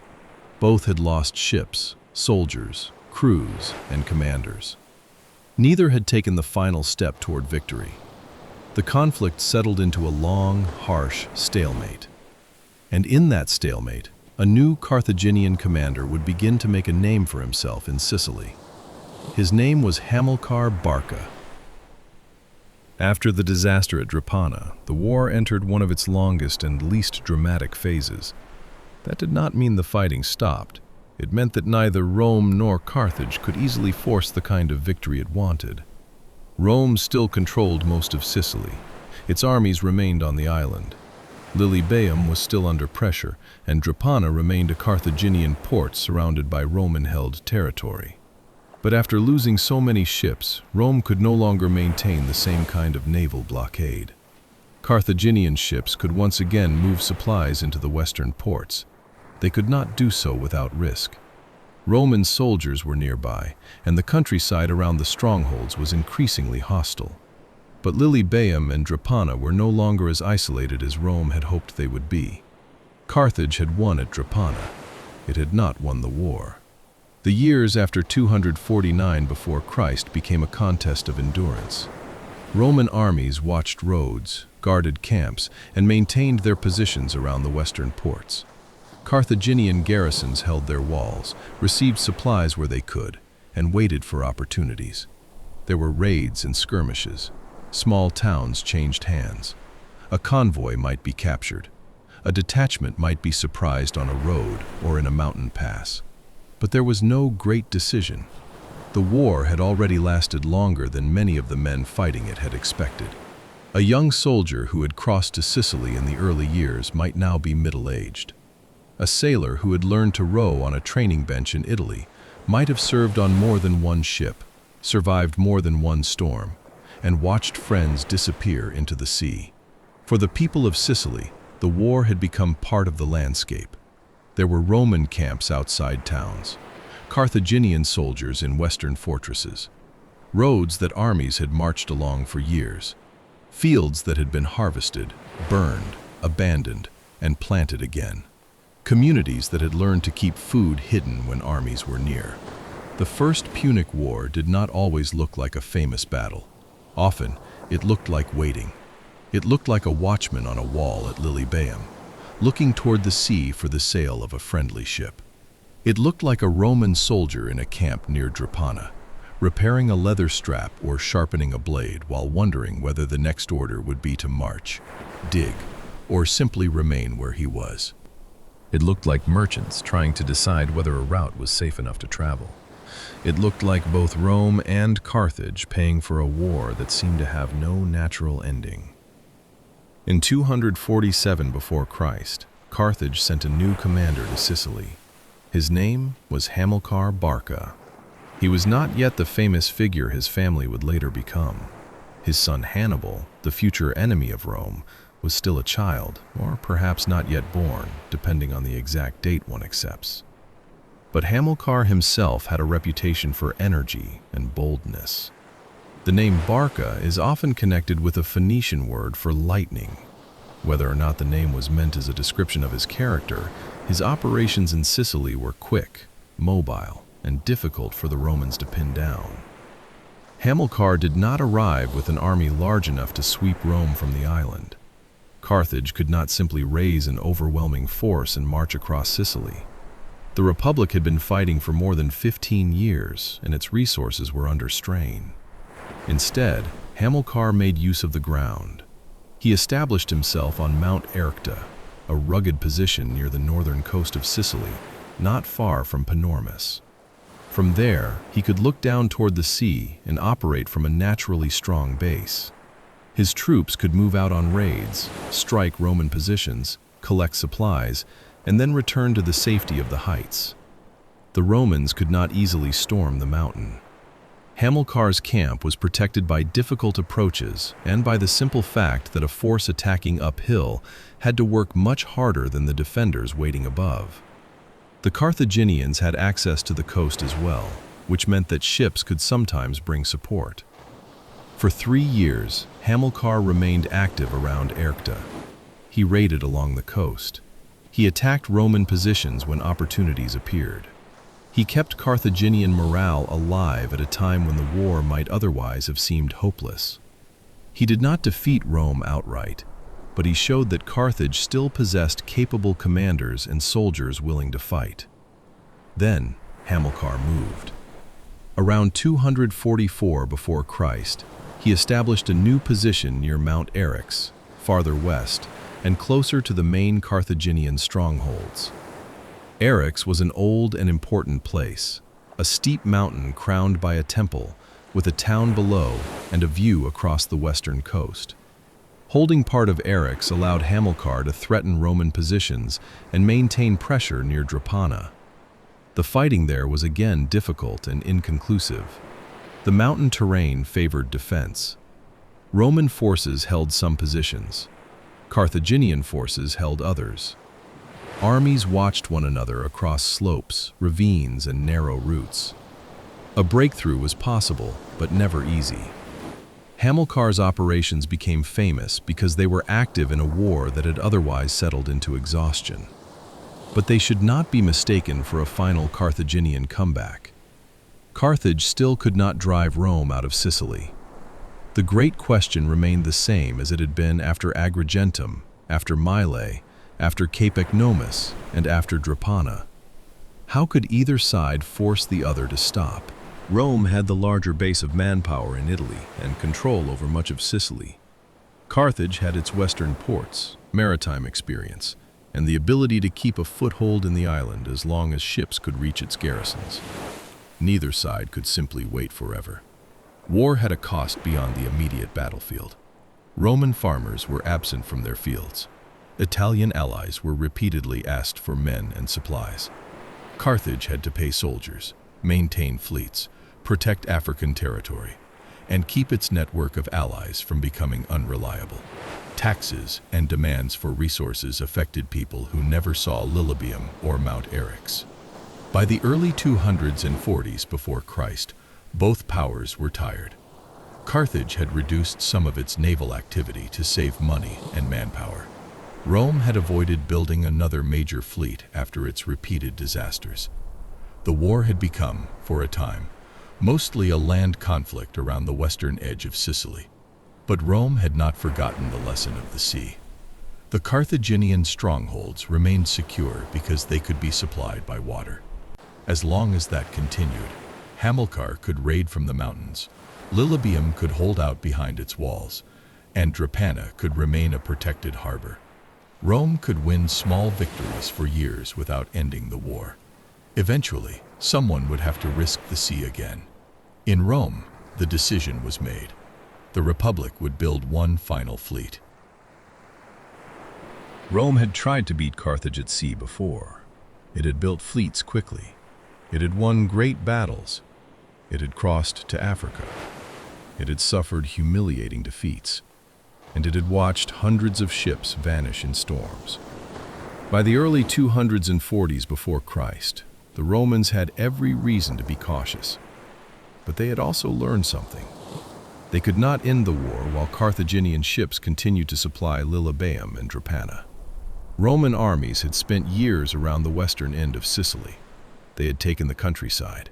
They had captured towns. They had hemmed Carthaginian garrisons into a small part of the island. Yet the garrisons remained because the sea remained open. So Rome decided to build again.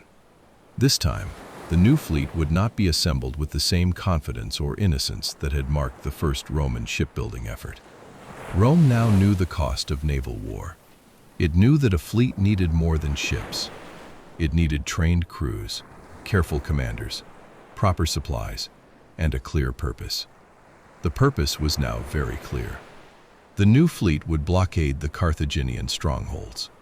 According to Polybius, the Roman state was so strained by the long war that wealthy citizens helped finance the construction of the ships. Groups of leading Romans agreed to provide vessels at their own expense, with the understanding that they would be repaid if the war ended successfully. It was a remarkable effort. For more than 20 years, Rome had called upon its citizens and allies for soldiers, taxes, grain, labor, and ships. Now, when the war still had not ended, some of its wealthiest men were willing to invest in one more chance at victory. The new ships were not simply copies of the first Roman vessels. By this point, Roman shipbuilders and crews had learned from experience. They had observed Carthaginian designs. They had captured enemy ships. They had fought in calm water and rough water. They had seen what happened when vessels were too heavy, too slow, too poorly handled, or too dependent on boarding bridges. The fleet Rome built in the early 200s and 40s was better suited to the war it had to fight. The ships were made with an emphasis on speed and handling. The crews trained before being sent into battle. Rome was no longer trying to turn every naval engagement into a land battle on floating decks. Its commanders understood more of the sea than they had at the beginning of the war. In 242 before Christ, the consul Gaius Lutatius Catullus took command. Catullus moved toward the western coast of Sicily and began tightening the pressure around Drepana and Lilybaeum. Roman ships watched the approaches. Carthaginian supply routes became more dangerous. The garrisons under Hamilcar Barca could still fight on land, but they depended on food and equipment carried from Africa. Without regular supplies, even the strongest fortress would eventually weaken. The Roman blockade did not have to capture every ship. It only had to make the route uncertain enough. A convoy that might be intercepted could not sail whenever it pleased. A commander in Lilybaeum could not plan confidently if he did not know whether grain would arrive next month or be captured at sea. Soldiers could remain loyal and disciplined for a long time, but not without food, pay, and hope. Carthage recognized the danger. Its army in Sicily was still capable. Hamilcar Barca had not been defeated in the mountains. Lilybaeum and Drepana had not fallen. But the Carthaginian government had to decide whether it could afford to let those positions slowly starve. The answer was another fleet. Carthage gathered ships in North Africa and loaded them with supplies for the garrisons in Sicily. Grain, provisions, and other necessities filled the holds. The aim was not simply to fight the Romans in a glorious battle. The aim was to reach the western Sicilian ports and restore the army's ability to continue the war. There was a problem. A ship loaded heavily with supplies could not move as freely as one prepared only for battle. A fleet sailing for a long campaign might carry extra food and water. It might carry equipment for soldiers ashore. It might carry men who were meant to reinforce the garrisons rather than row or fight as marines. All of this made the fleet valuable. It also made it slower. The Carthaginian convoy sailed toward Sicily in 241 before Christ. The Roman fleet waited near the Agates Islands, a small group of islands west of Sicily. From there, Catullus could watch the routes between Africa and the Carthaginian strongholds. The islands themselves were not grand cities or famous battlefields. They were rocky points in the water, shaped by wind and waves. But their position made them important. The Carthaginians needed to pass nearby. The Romans were ready. On the morning of the battle, the weather mattered greatly. Winds could help a fleet or hinder it. A commander had to decide whether to wait for better conditions or fight with what the sea offered. Catullus faced a choice. The Carthaginian ships were heavily loaded. If he waited, they might find a more favorable wind and reach Sicily. If he attacked, Roman ships would have to fight in conditions that were not entirely comfortable. He chose to attack. The Roman crews prepared their vessels for speed and maneuver. They reduced unnecessary weight where they could.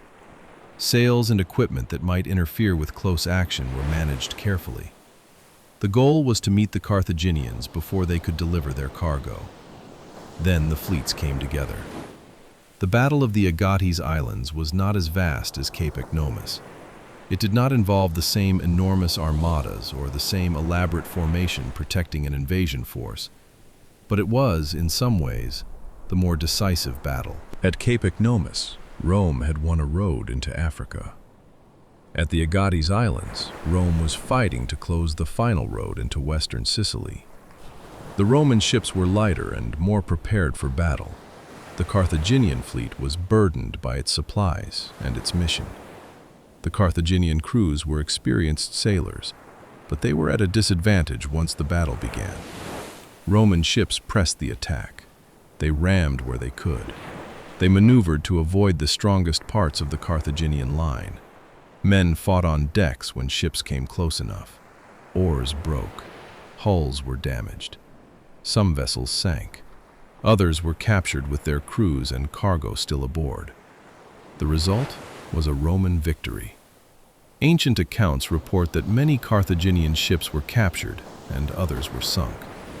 As with so many ancient battle totals, the exact numbers are uncertain, but the meaning was not. The relief fleet had failed. The supplies did not reach Hamilcar's army. For Carthage, the defeat created a crisis.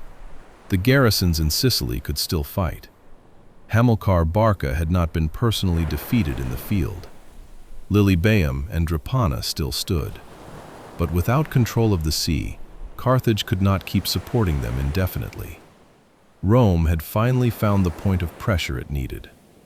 The war had begun with Rome lacking a navy. Now Rome had won the battle that made its naval victory decisive. Carthage opened negotiations.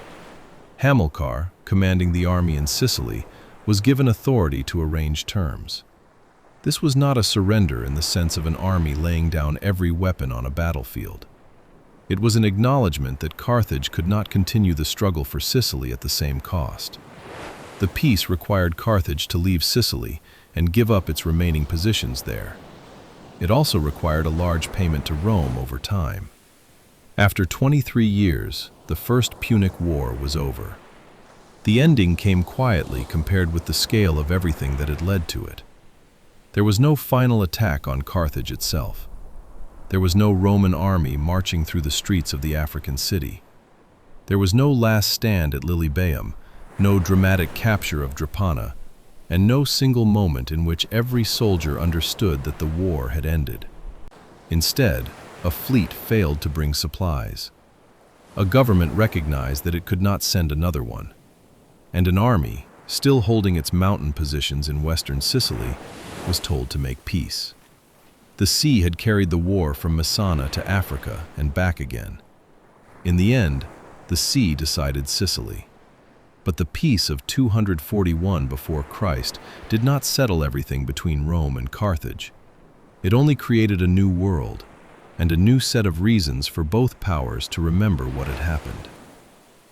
The First Punic War ended in 241 before Christ. It had lasted 23 years.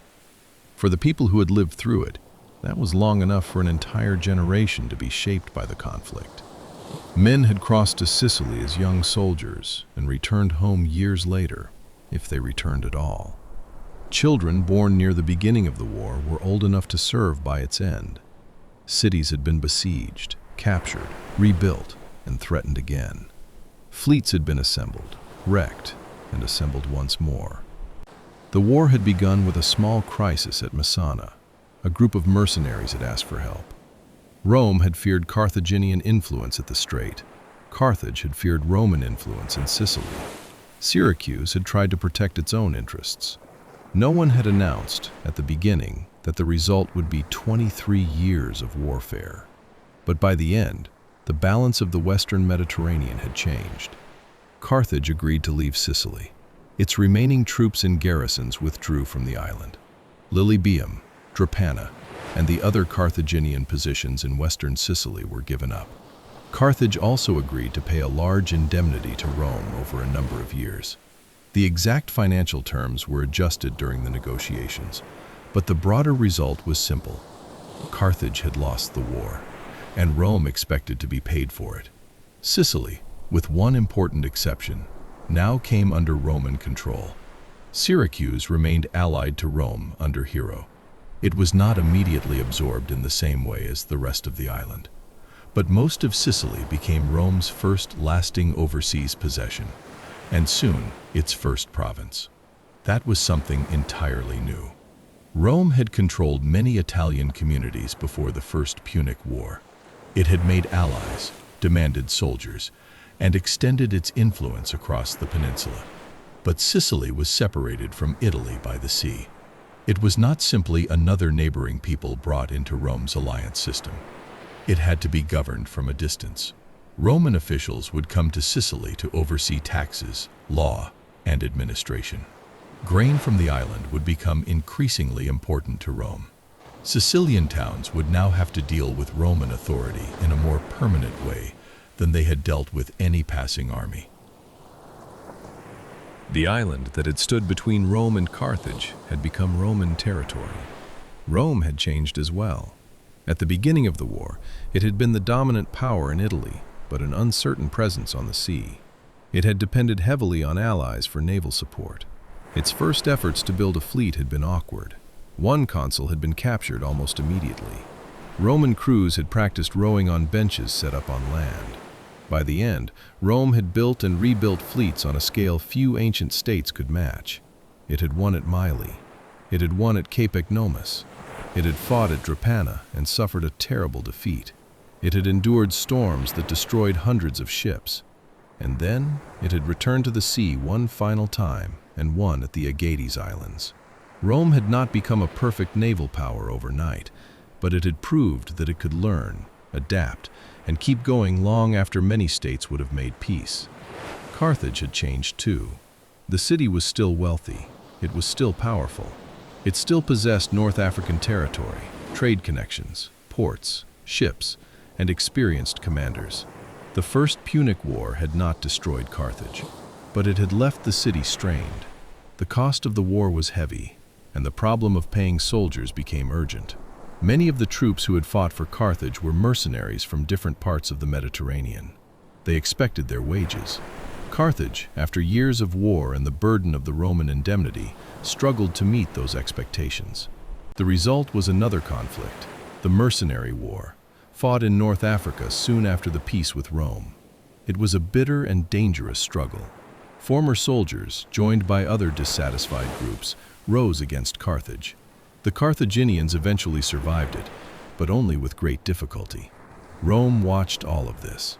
A few years later, while Carthage was still weakened, Rome took Sardinia and Corsica as well. Carthage protested, but it was in no position to begin another war. Rome also demanded an additional payment. This was not forgotten. For Carthage, the memory of the First Punic War was not simply the memory of defeat in Sicily.